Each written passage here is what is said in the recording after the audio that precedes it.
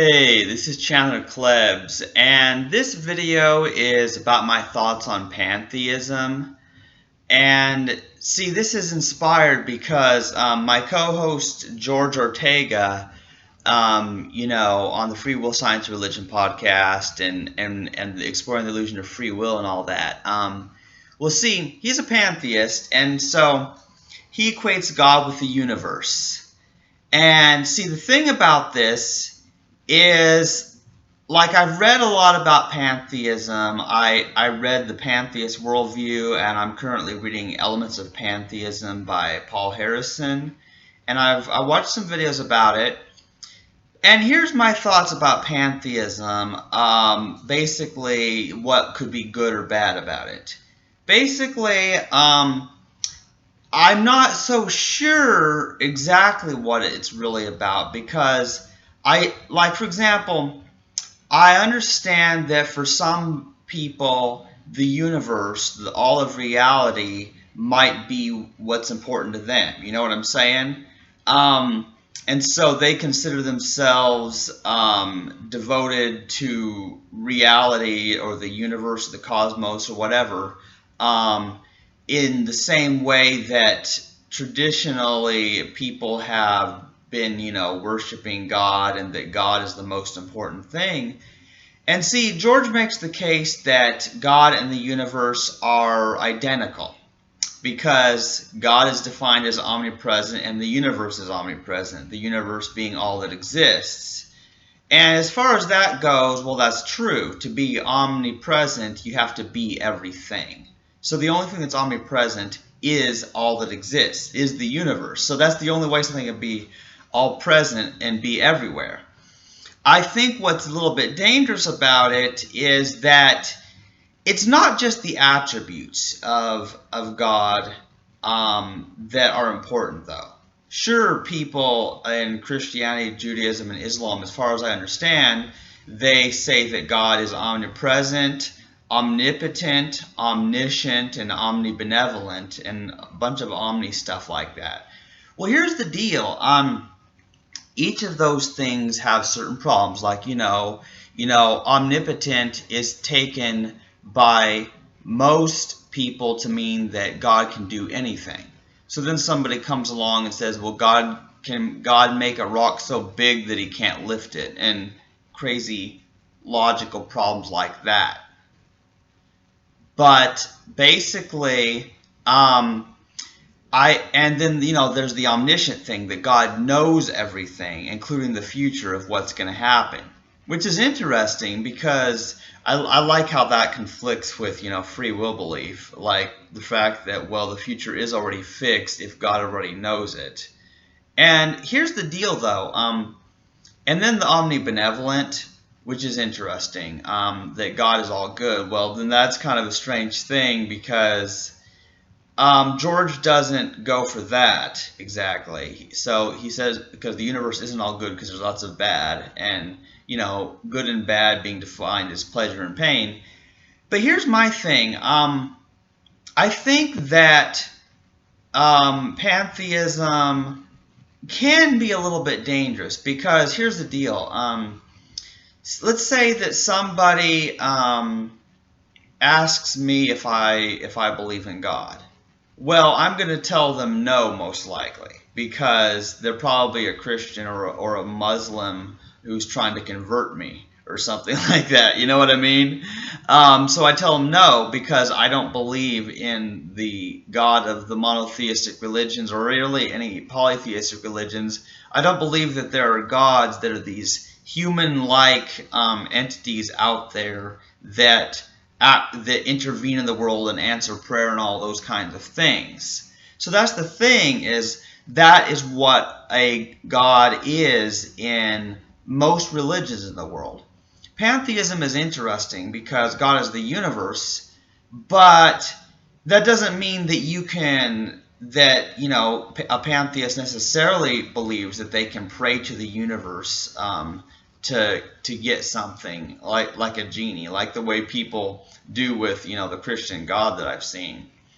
And I think it's confusing because why use the word God to mean the universe? Why not say universe?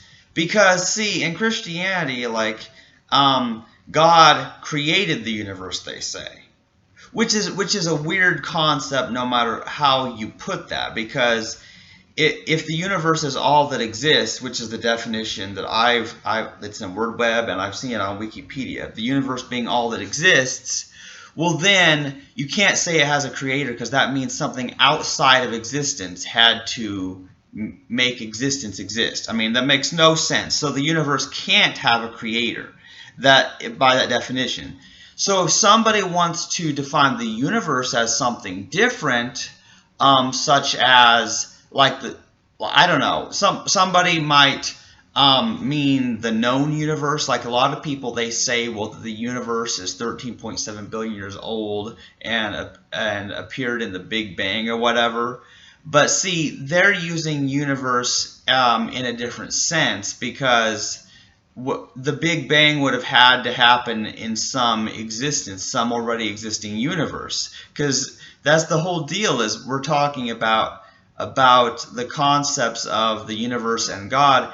And the problem is the Christian, Judaic, and Muslim God is not the same as the universe. And those are the three primary top religions in the world, as far as I know. Of course, well, you got Hinduism too. And Hinduism is weird because it ranges, some of it's pantheistic, some of it's polytheistic, there's so many different sects of Hinduism. And so I just think that we should use different words to mean different things, so it doesn't get confusing. But see, if somebody asks George if he believes in God, he'll say yes. But then they'll think that he believes in the Christian God, or if this happened in a Muslim type place, they would think he believes in Allah. That's the whole thing. So the point is, it's possible for a person to believe in God and not believe in God at the same time, which is a logical contradiction, it sounds like, right?